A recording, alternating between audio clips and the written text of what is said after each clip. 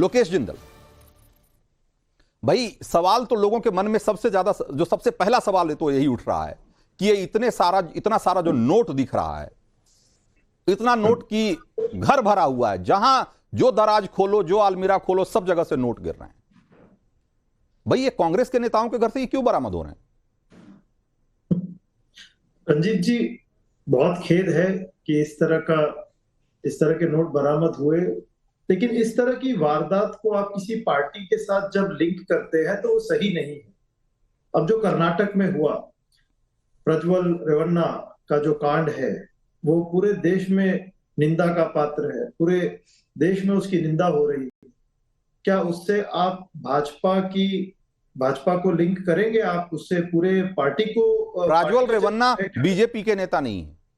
नहीं, जो जिस पार्टी के नेता है उस पार्टी की बात होनी चाहिए, लेकिन और क्यों नहीं किया जाएगा? हाल ही में अगर उस आदमी की बात नहीं होगी, लेकिन उस पार्टी ने अगर कोई कार्रवाई नहीं की तो उसकी बात तो होगी ना। एक मिनट सर। हाँ, अभी वर्तमान में जो है भाजपा के साथ में है वे, और भाजपा के पार्टनर है, तो भाजपा को भी इस पर एक बयान देना चाहिए। क्या अब तक भाजपा इसकी घोर निंदा करती हुई समक्ष आई है? कोई बयान दिया है भाजपा ने? नहीं दिया है।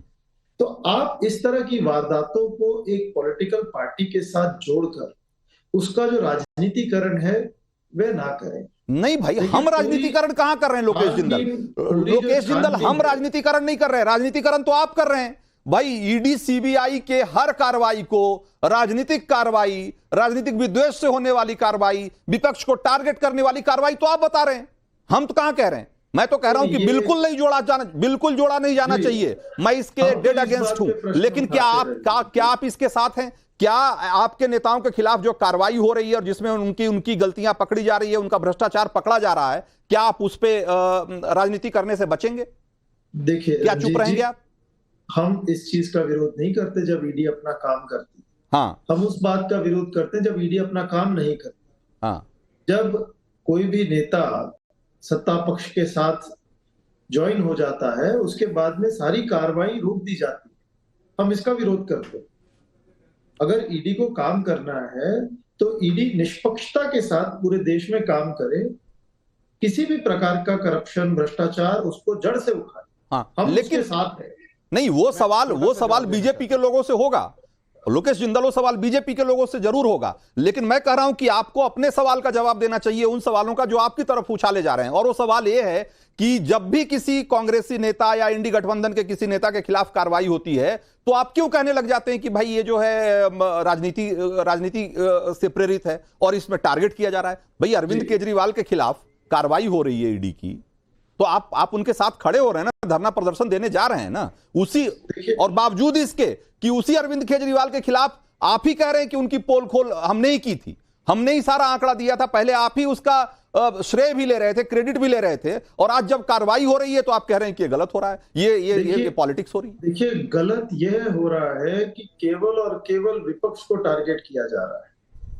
हम विरोध इस बात का कर रहे हैं कि ये जो सिलेक्टिविज्म है ईडी की कार्रवाई में, सिद्धार्थ यादव, इस सवाल का जवाब आपको देना ही चाहिए कि भाई ऐसा क्यों है कि जो विपक्ष का नेता जब पकड़ा जाता है किसी भ्रष्टाचार में, वो आपकी पार्टी ज्वाइन कर लेता है तो उसके खिलाफ कार्रवाई रुक जाती है, या वो एक तरीके से भाई जिसको आप भ्रष्ट बता रहे हैं उसको आप लेते ही क्यों है? पहली बात तो यह है, और आपके ऊपर आरोप है कि जब आप ले लेते हैं उसके बाद उसके खिलाफ कार्रवाई बंद हो जाती है। देखिए, सबसे पहले तो हम भ्रष्टाचार को किस रूप में देखते हैं वो हर पॉलिटिकल पार्टी को स्पष्ट करना चाहिए। हाँ। किसी के घर से 35 करोड़ रुपए निकल गए और 5 सेकंड भी लोकेश जी उस पर जवाब ना दें और उसको गोल गोल घुमाने लगे और कहें कि नहीं एक गलत नहीं है तो वैसा वहां गलत हुआ था, और कोई और कहानी से जोड़ दें, तो किसी एक गलत को किसी चीज से कंपेयर करके वो सही नहीं हो जाता। गलत गलत है। भ्रष्टाचार इस देश के लिए नासूर है। हमारी सरकार की कमिटमेंट है कि हम भ्रष्टाचार को लेकर के 0% की टॉलरेंस रखेंगे।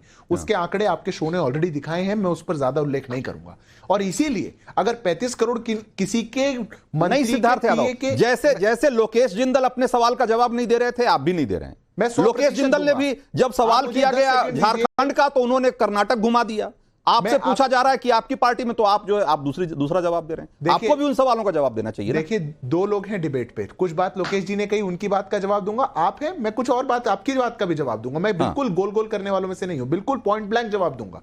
तो पहली बात तो ये हुई कि क्या इनका भ्रष्टाचार को लेकर के एक आउटलुक है वो कांग्रेस पार्टी का एक्सपोज होता है। क्या झारखंड में हो रहा है, क्या उड़ीसा में हुआ था, साहू के घर से क्या निकला, और लगातार कांग्रेस पार्टी का भ्रष्टाचार को लेकर के क्या ट्रैक रिकॉर्ड है वो देश के सामने। अब ये हम पर आरोप लगाते हैं कि जो लोग हमारे साथ आ गए उन पर कार्रवाई रुक जाती है। एक भी व्यक्ति पे नहीं रुकी है।